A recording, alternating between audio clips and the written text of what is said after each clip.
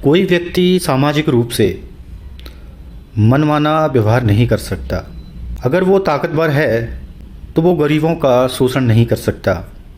तो कहीं ना कहीं कोई मनमाना व्यवहार ना करे, लोगों का शोषण ना कर सके, इसलिए कानून के शासन की आवश्यकता पड़ी।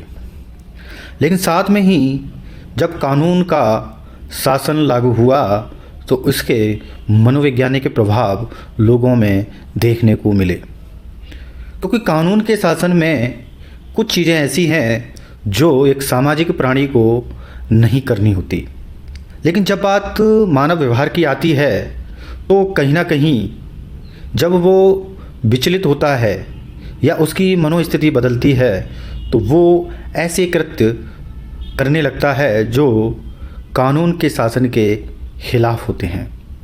और ऐसी स्थिति में जब कोई ऐसे कृत्य करता है जो कानून के शासन के खिलाफ हों तो वो एक अपराध की श्रेणी में आता है।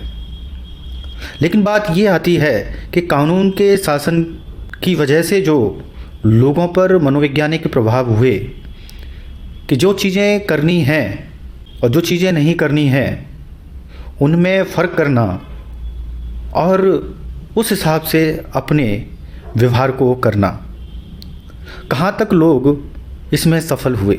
आज आपराधिक मामलों की बात करें तो ये कम होते तो नज़र नहीं आए, लेकिन ये अब और ज़्यादा घटित हो रहे हैं।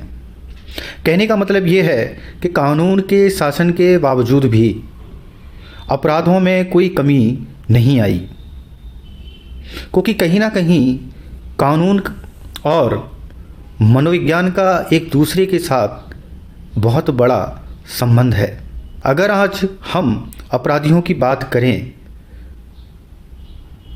तो जो अपराधी जेल में सज़ा काट रहे होते हैं और एक निश्चित समय के बाद जब वे रिहा होते हैं तो ये जानना ज़रूरी है कि वह अपराधी वापस से जब सामाजिक रूप से जेल से रिहा होने के बाद उस समाज में सामाजिक प्राणी की तरह व्यवहार करेगा या नहीं करेगा। ज़्यादातर आंकड़े बताते हैं कि कोई भी अपराधी जब जेल से रिहा होकर के उसी समाज में पुनः स्थापित होता है तो वहाँ पर पाया गया कि उस अपराधी ने उन अपराधों की पुनरावृत्ति की। इसका मतलब ये है कि कहीं ना कहीं अपराधियों को दी जाने वाली सज़ा भी उसके अपराधी होने के लिए कोई सकारात्मक रास्ता नहीं दे पाया। जब किसी अपराधी को न्यायालय द्वारा सज़ा दी जाती है तो उसके पीछे का उद्देश्य होता है कि जिसे सज़ा दी गई है वह अपराधी सज़ा काटने के बाद समाज में पुनः स्थापित होगा।